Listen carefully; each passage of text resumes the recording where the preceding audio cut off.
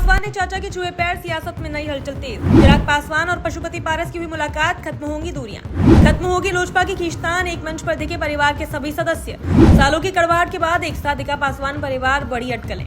बिहार की राजनीति में अक्सर तीखे बयान, गठबंधन की उठापटक और नेताओं के बीच टकराव सुर्खियों में रहते हैं, लेकिन इसी सियासत के बीच कभी कभी ऐसे दृश्य भी सामने आते हैं जो राजनीति से परे रिश्तों की गर्माहट का एहसास कराते हैं। हाल ही में ऐसा एक भावुक पल देखने को मिला जब चिराग पासवान एक पारिवारिक कार्यक्रम में अपने चाचा पशुपति कुमार पारस और जीजा साधु पासवान से मिले। ये मुलाकात सिर्फ एक सामान्य पारिवारिक मिलन नहीं थी, बल्कि इसके कई मायने निकाले जा रहे हैं। कार्यक्रम के दौरान चिराग पासवान ने अपने चाचा और जीजा के पैर छूकर आशीर्वाद लिया। ये दृश्य बेहद भावुक था।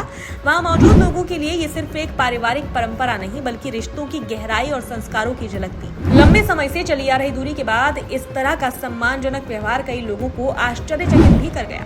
पिछले कुछ वर्षों में चिराग पासवान और पशुपति कुमार पारस के बीच राजनीतिक मतभेद खुलकर सामने आए थे। लोक जनशक्ति पार्टी में टूट के बाद दोनों अलग अलग रास्तों पर चल पड़ी थी।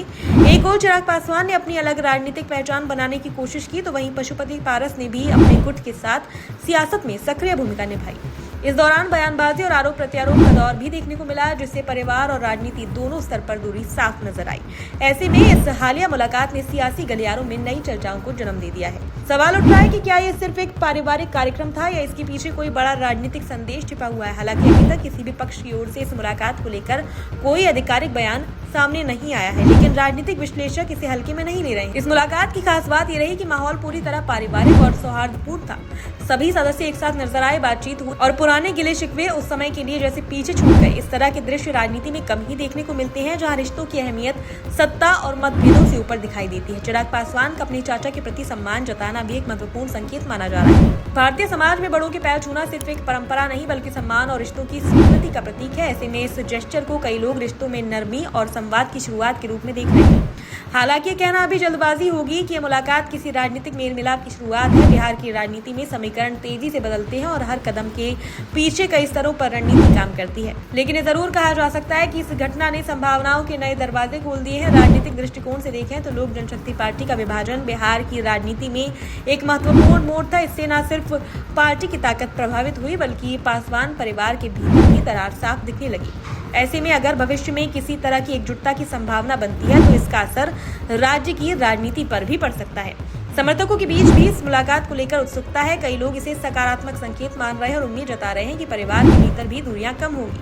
वहीं कुछ लोग इसे सिर्फ एक पारिवारिक औपचारिकता मानकर ज्यादा राजनीतिक महत्व नहीं दे रहे हैं। बिहार की राजनीति में परिवार और व्यक्तिगत संबंधों की भूमिका हमेशा से महत्वपूर्ण रही है।